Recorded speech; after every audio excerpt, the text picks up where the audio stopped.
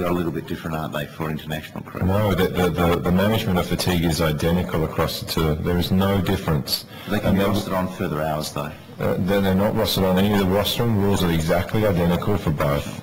So I think we've got to separate the employment rules from an individual entity which may provide, which will become a practice in WA providing employees to lots of different carriers in the various markets compared to the rostering rules which are identical whether you're employed in Australia or you're employed in Thailand or you're employed in New Zealand or you're employed in Singapore. They're no different.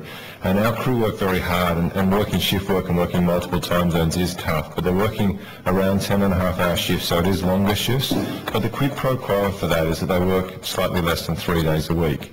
So there are ample opportunities for rest. And that's the quid pro quo with working as a cabin crew. There's also 6 weeks annual leave. There's a variety of other conditions. It's fixed now with the new rosters, basically, hasn't it? With the new roster arrangements, you've actually sorted out those anomalies. There's been no changes to the rostering practice in terms of fatigue or duty limits. But the only thing that we've changed, a very slight thing that affects a very tiny percentage of our rostering, which is we're now doing concentrated tag flying. It doesn't change the actual hours of work or the types of flying patterns that they're doing. It just changed the number of times they go in and out of Australia. Am too old to apply? So, Senator, before we have to go, can I correct one thing? I just made a mistake on the date. I think Senator Betts asked me about the engineer expiry date, and I think I said the 31st of December 2015. My maths didn't quite work there. It's 31st of December 2014 because it's a 3-year agreement, so I'd just like to correct that. Okay, thank you. Thank you very much. Thank you.